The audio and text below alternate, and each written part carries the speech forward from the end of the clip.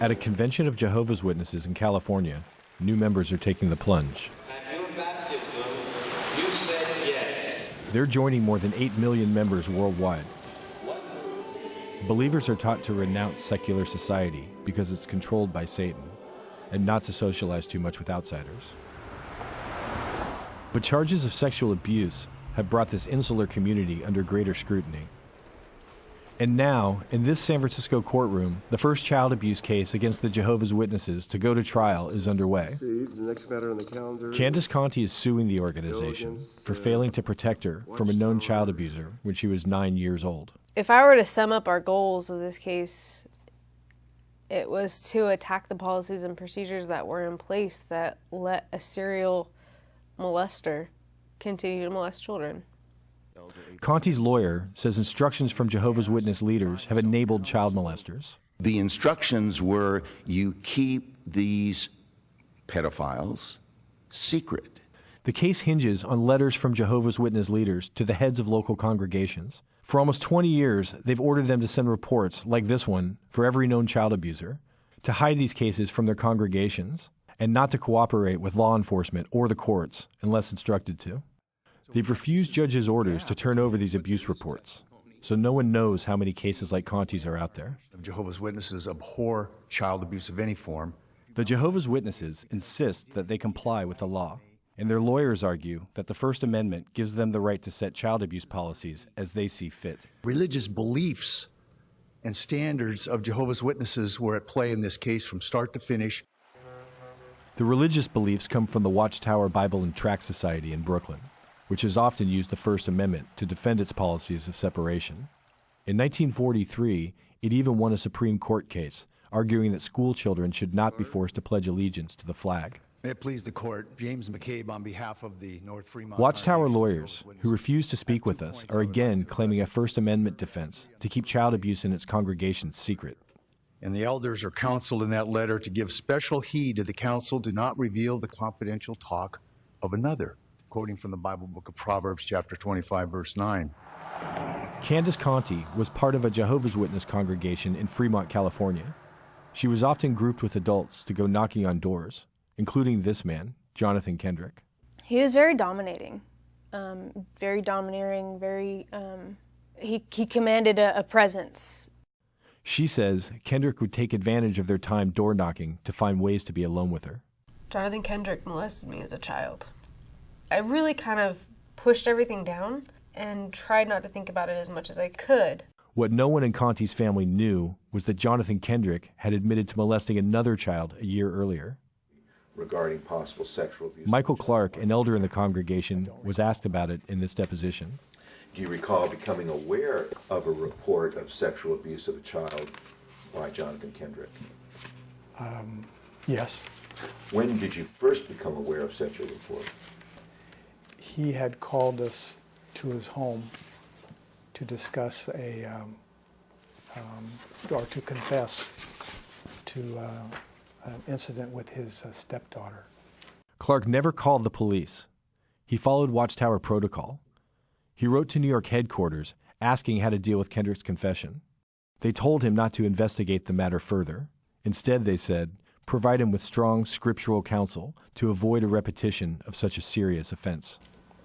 We don't make that public to the congregation. That's confidential. The elders did not warn other members that one of their own was a child abuser. And that's the policy and the practice of Jehovah's Witnesses that you learned as an elder, correct? Yes. Clark says the elders told Kendrick not to be alone with children, but he was still allowed to join in congregation activities that included minors. A year later, one of those minors was Candace Conti. And I don't think it ever left. I know it never left me. You know, it's always there. And it was just probably one of those days that, I just felt it. Conti kept quiet about the abuse until years later when she discovered on a sex offender registry that he had gone on to molest another young girl. She decided to sue the Watchtower.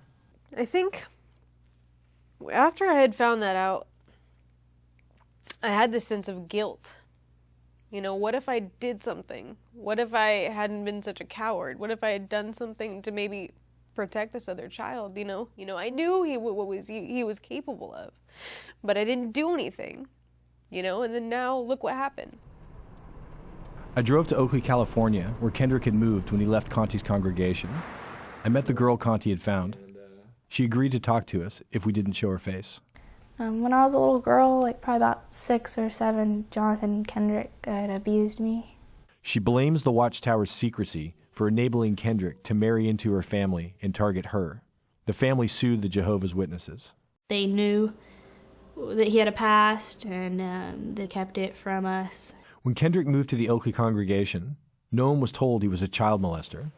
Not even Roger Bentley, who served as an elder there for 30 years. He reviewed this letter of introduction from Kendrick's old congregation. There's no indication at all that he's guilty of child abuse. So no mention of child abuse, but any mention of children? Well, if you read it, it very specifically says he's a very interesting individual who has taken the lead with some young ones in the congregation and helped them from veering off course. That's not a child abuser. That's a recommendation. That's a very specific recommendation. Oh, relax, he's good with kids. I've spent months trying to interview Watchtower leaders, but they wouldn't talk to me. Instead, they sent a statement saying they comply with reporting laws, they do not shield abusers from law enforcement, and are committed to preventing child abuse.